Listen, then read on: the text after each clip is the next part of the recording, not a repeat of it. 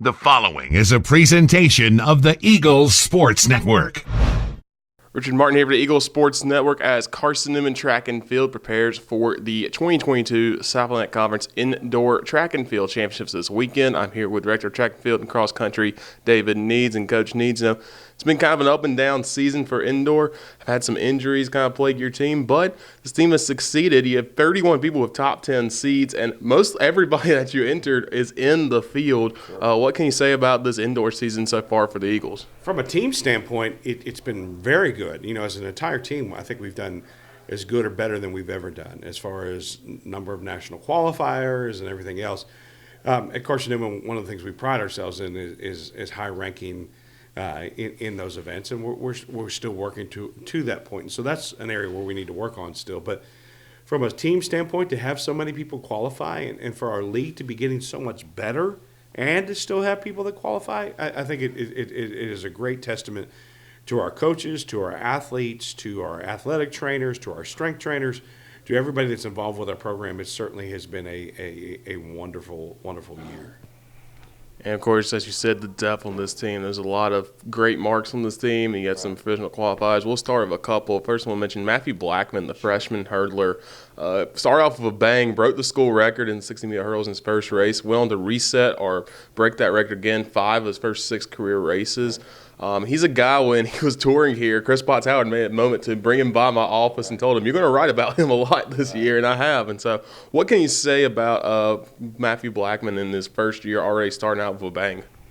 Well, one of the things that with Matthew, or AKA Pop, that we know is that he's a competitor. He's a fighter, and Matthew, every time he goes out there, I joked with him at the ETSU meet after his first race. I said, man, I'm disappointed in you. You didn't break the school record again. And he said, Coach, I'll get it next time, I promise. And he did. But one thing that we want from our student athletes is that willingness to get in the blocks and compete. And, when you talk about transitioning, especially as a guy who didn't run any indoor, but then also transitioning from high school hurdles to college hurdles to see where he has gone is really, really good. And to be a provisional qualifier is good. The next step in this process is just to climb up that provisional list. And so what we want for Matthew this weekend, because with a really good competitor from Limestone, there's a chance to be against somebody that's pretty fast and a chance to push yourself. And that's what we want. 820 is a great start, but 810, 807, let's get there and then just see what happens with that and where those marks take him. Looking now, your jumps crew as a whole, once again, solid marks this year. Joseph Areva, number 1 in long jump. Christian Schaus in the top 5 as well. Schaus, Cleek, and Connell, top 3 in the high jump. Schumacher, number 3 in the high jump. And then Sidney McCarty, another freshman, 3rd in the long jump. Also have a bunch of top 10 marks throughout the triple jump as well. Chris Potts Howard had stepped into some big shoes to fill, moving up from grad assistant to jumps coach. What have you seen from that group as a whole in the transition with a new coach this year? Well, we're counting on them big this week, So, our hope is that if you're the number 1 seed coming in, you've got to win, because we're counting on those 10 points. And so guys like Joseph and Shane and certainly Christian and Sam Cleek and we're really counting on a lot of those guys, Cortavius, to come up and get some points, and guys like Camden and all across the board, to have some people. With Morgan and Natalie and all of our jumps crew that really can come up and show up big. One of the great things we had with you mentioned Chris as their coach. One of the things that was always great about Chris, and I knew one of the things that would make him a great coach, was that Chris was a gamer. So when it came time to compete at the conference meet, Chris was always the guy that you can count on for a lot of points, because Chris was going to do the long jump, the triple jump, the high jump, whatever you asked him to do, he was going to go out there and compete. And we would like to see that from the people that he coaches this week, that they may not do a whole lot of events, but the events that they're in, that they're going to be counted on.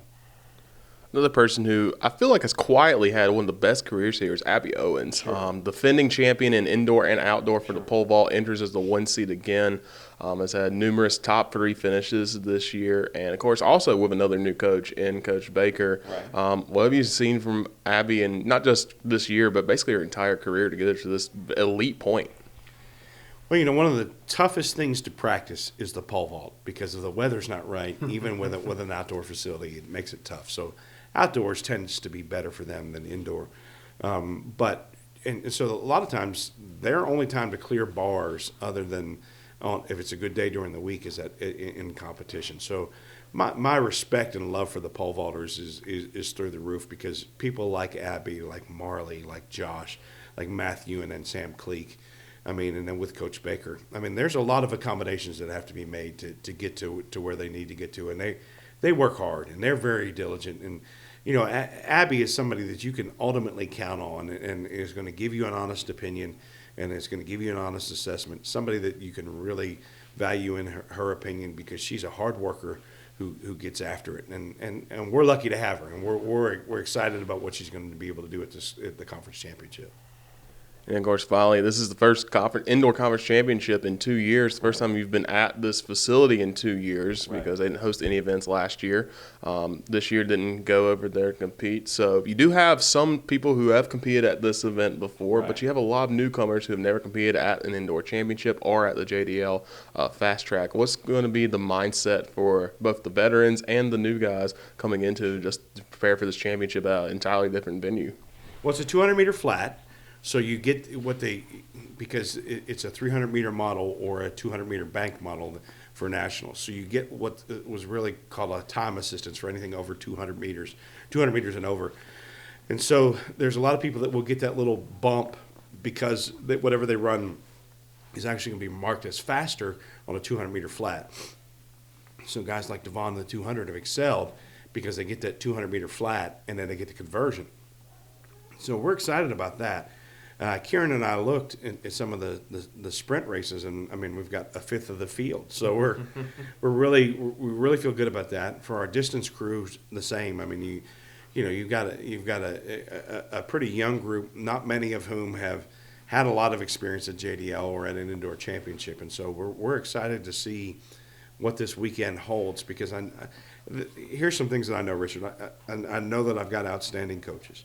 I know that I have student athletes that are really committed to be their very best. I've got a great support staff that keeps us ahead of the game.